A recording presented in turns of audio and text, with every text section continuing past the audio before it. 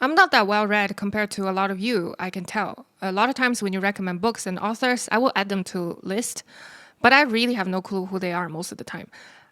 I see there's a lot of great content online that explains philosophical concepts, very educational stuff, with important, well-researched history.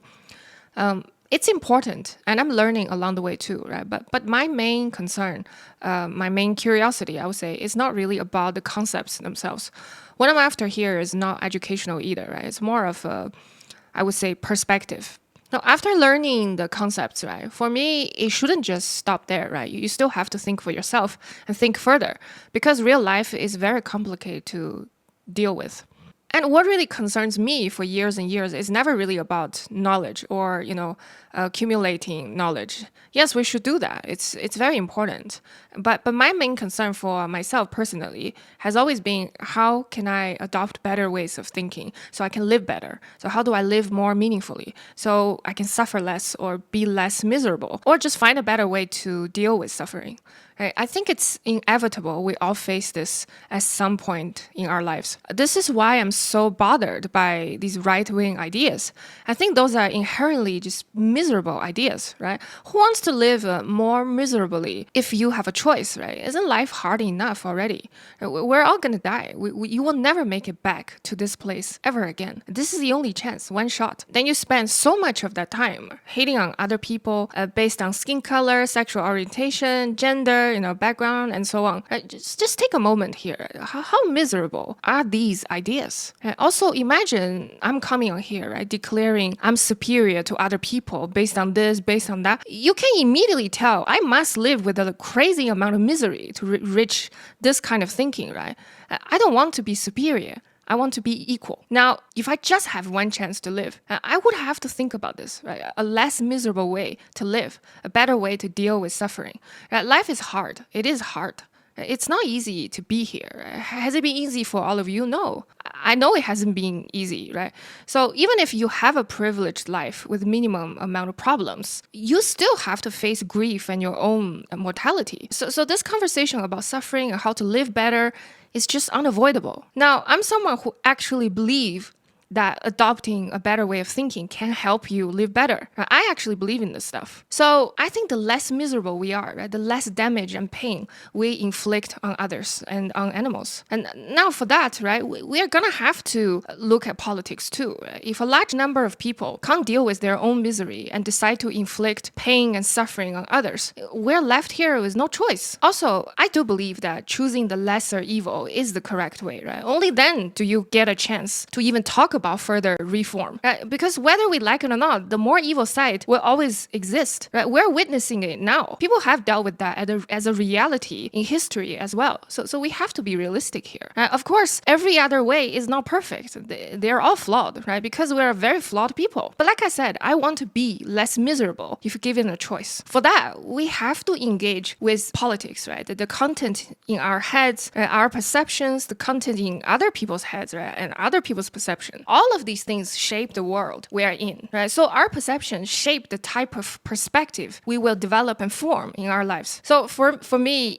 even if I read, countless books and understand a lot of important concepts and facts, that doesn't mean I will necessarily develop perspectives that can help me live my day-to-day life better, right? Applying knowledge to real life is very different. So when it comes to perception, right, our individual realities are not direct reflections of external world. We all know that. Since we can only interpret the world through these lenses, our perceptions actively shape our relationship with this external reality. Perception itself is a profoundly complex subject, right? Influenced by multitude of factors, right? From childhood experiences and memory to neurology and environment, right? There is individual reality. And then there's this shared reality.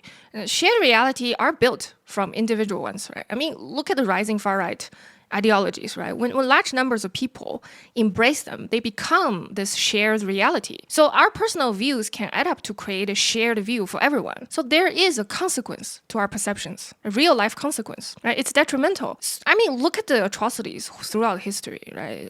It was a reality for many people. So perception led to the change of our shared reality, and it led to very profound type of suffering. Now, because of all of this, right, we need to come back to individual perceptions and start there, right? Like me, I've always been somewhat, like, I would say, fascinated by a certain type of mind, right? One that perceives the world in, I would say, like a unique way that comes from, thinking and feeling things very deeply. So combined with perhaps this strange, or individualistic type of imagination shaped by very specific experiences. It's the type of perspective that can't be neatly defined by clear concepts. Because I personally feel this actually mirrors our world better, if not, in my opinion, more, accurately, I would say.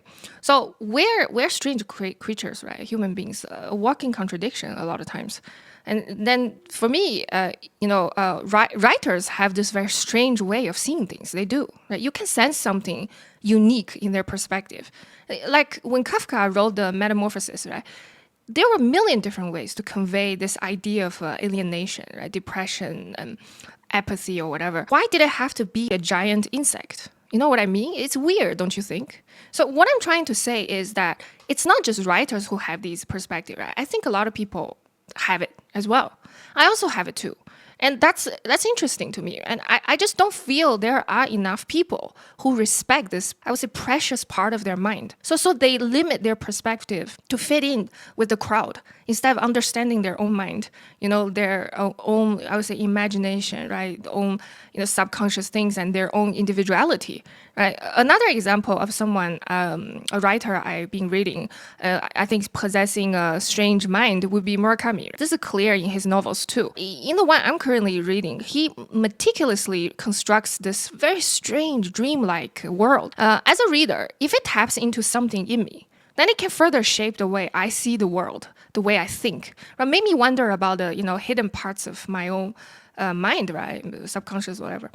You could call it obsession, but I see it as an essential, right? We must first seek to understand ourselves before we can hope to understand the world. I think writers are often exploring their own perceptions, and in doing so, they examine the world around them, right? Through their writing, I examine their world with them so that I can replicate that process for myself, for the world that I'm in. This doesn't mean you will have all the answers, right? In fact, you might just end up with more questions. The reason I'm talking about this is because there's this interconnectedness of all things in our society, right? Which is rooted in perception. I also feel that this existential search we're in together on this planet, right? It's just a very inevitable process, right? Even in the old times, life was so much harder, right? Filled with more primal challenges, hunger, disease, most newborn babies couldn't survive. Right? Life was just so much harder. But even in those times, our ancestors still, spend a lot of time asking existential questions, right? Why are we here? What is our purpose? Who are we, right? What is the meaning? Where are we going? Since we're all here going through this existential search, it's so easy to feel meaningless, right? To feel empty and dreadful along the way. Life is hard. I would say I have a fairly pessimistic view about the world, but at the same time, I optimistically believe that there is a better way of thinking that can lead to a healthier mind and a healthier life, like I mentioned before. I believe this is possible even if everything is relative. So basically, what I'm saying is that there is a line of thinking that has helped me find meaning in life, and it shapes how I think about reality and how I would like to function as an individual. Right? Because of this, it's being easier for me to build a much more resilient mind that has dealt with some very extreme circumstances in life. And I think I came out the other side doing fairly well mentally.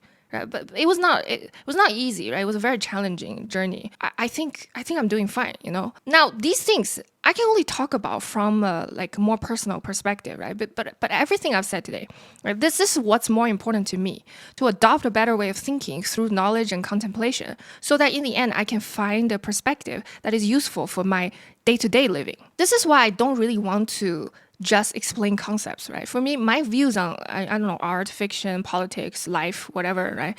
Everything is a perspective. Everything to me is existential. It's like a thought process, right? It's a place where I gather my thoughts, right? I'm also learning, questioning along the way. So everything is also like a video diary for my own thoughts, right? My thought process. It's actually much more personal in that sense.